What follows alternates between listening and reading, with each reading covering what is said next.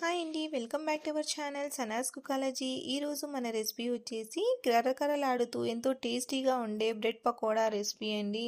ఇంట్లో బ్రెడ్ మిగిలిపోయినా లేదా evening time స్నాక్స్లోకి మీరు ఏదైనా క్రిస్పీగా టేస్టీగా తినాలి అనిపిస్తే అప్పుడుకప్పుడు ఈ బ్రెడ్ పకోడాను ఒకసారి ట్రై చేసి చూడండి. మీరు దీన్ని ఒక్కసారి ట్రై చేస్తే మళ్ళీ మళ్ళీ ఈ బ్రెడ్ పకోడాని చేసుకొని తింటారండి, అంత బాగుంటాయి.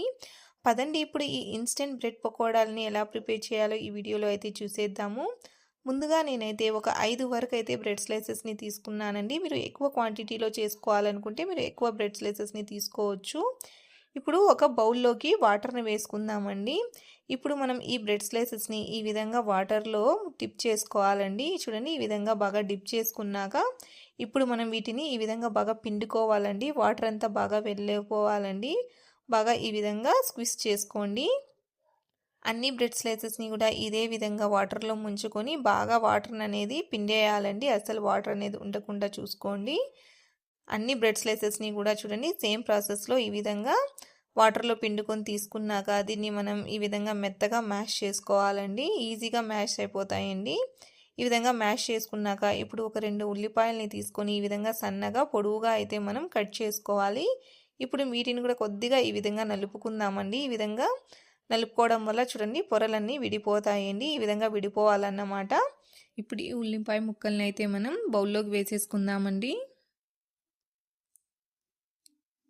ఈ విధంగా బౌల్లోకి వేసేసుకున్నాక ఇప్పుడు మనం ఒక 2 పచ్చిమిర్చి, అలాగే 1 టేబుల్ స్పూన్ వరకు ధనియాలు, ఒక 1/2 ఇంచు వరకు అయితే అల్లం ముక్కల్ని, ఒక 4-5 వెల్లుల్లి రెబ్బల్ని వేసుకోవాలండి. ఇప్పుడు వీటిని మనం కచ్చా పచ్చాగా దంచుకోవాలి. మీరు కావాలంటే వీటిని మిక్సీ జార్లో వేసుకొనైనా కచ్చా పచ్చాగా గ్రైండ్ చేసుకొని అయితే వేసుకోవచ్చండి. నేనైతే ఈ విధంగా రోట్లో అయితే దంచుకొని వేసుకుంటున్నాను. మరి మెత్తగా కాకుండా ఈ విధంగా కొంచెం బరకగా గ్రైండ్ చేసుకొని వేసుకోవాలండి. జార్లో గ్రైండ్ చేసుకున్నా కూడా మీరు. ఇప్పుడు ఇందులోకి ఒక 2 టేబుల్ స్పూన్ల వరకు అయితే పొడి బియ్య పిండిని వేసుకుందాము. అలాగే ఒక 2 టేబుల్ స్పూన్ల వరకు శనగపిండిని వేసుకోవాలి.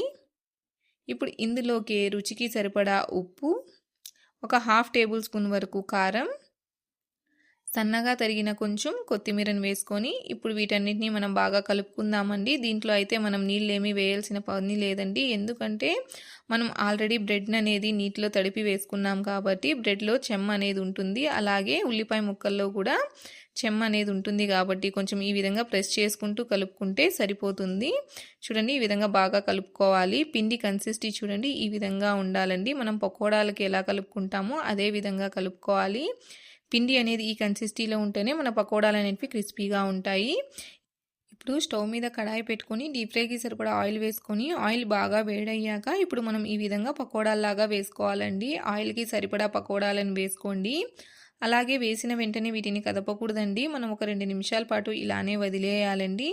ఇవి చూడండి ఈ విధంగా కొద్దిగా లైట్గా కలర్ చేంజ్ అయ్యాక ఇప్పుడు వీటిని ఈ విధంగా కలుపుకోవాలండి. వీటిని కలుపుకుంటూ ఫ్రై చేసుకోవాలి. అసలు ఇవి ఒకదానికొకటి అనేటివి అంటుకోవండి. వీటిని మనం మీడియం ఫ్లేమ్లోనే ఫ్రై చేసుకోవాలి. హై ఫ్లేమ్లో అస్సలు మనం వీటిని ఫ్రై చేయకూడదండి. హై ఫ్లేమ్లో ఫ్రై చేస్తే ఇవి పైనుంచి తొందరగా కలర్ వచ్చేస్తాయి, లోపల అనేది సరిగ్గా ఉడకవు, అలాగే క్రిస్పీగా కూడా రావు. మనం మీడియం ఫ్లేమ్ పెట్టుకొని ఈ విధంగా 2 వైపులా కదుపుకుంటూ లైట్ గోల్డెన్ బ్రౌన్ కలర్ వచ్చేంత వరకు వీటిని ఫ్రై చేసుకోవాలండి. చూడండి, ఈ పకోడాలు అనేటివి మంచిగా లైట్ గోల్డెన్ కలర్లోకి వచ్చేసాయండి. ఇప్పుడు వీటిని మనం ఆయిల్లో నుంచి తీసేసుకుందాము. ఇదే ప్రాసెస్లో మనం మిగిలిన అన్ని పకోడాలని కూడా ఫ్రై చేసుకొని తీసేసుకోవాలి. అంతేనండి, ఇన్స్టెంట్గా ఎంతో క్రిస్పీగా టేస్టీగా ఉండే మన బ్రెడ్ పకోడాలు అనేటివి రెడీ అయిపోయాయి. చూడండి ఎంత చక్కగా ఫ్రై అయ్యాయో, మంచి గోల్డెన్ బ్రౌన్ కలర్లో ఫ్రై అయ్యాయండి. అలాగే చూడండి ఎంత క్రిస్పీగా వచ్చాయో మీకు వీడియోలో చూస్తుంటేనే అర్థమవుతుంది కదండి ఎంత క్రంచీగా ఎంత క్రిస్పీగా వచ్చాయో. అలాగే లోపల వరకు కూడా చూడండి ఇవి చక్కగా ఉడికాయండి. ఇవి తినడానికి కూడా చాలా చాలా టేస్టీగా ఉంటాయండి. మీరు ఇన్స్టెంట్గా ఏదైనా టేస్టీగా క్రిస్పీ స్నాక్స్ రెసిపీని తినాలి అనిపిస్తే ఇంట్లో బ్రెడ్ ఉన్నప్పుడు మీరు కూడా తప్పకుండా ఈ బ్రెడ్ పకోడాలని ఒకసారి ట్రై చేసి చూడండి. మీకు ఈ బ్రెడ్ పకోడాల రెసిపీ ఎలా అనిపించిందో నాకు తప్పకుండా కామెంట్లో తెలియచేయండి. అలాగే మీకు ఈ వీడియో నచ్చినట్లయితే లైక్ చేయండి, షేర్ చేయండి, అలాగే నా ఛానల్ని సబ్స్క్రైబ్ చేసుకోండి. Thanks for watching.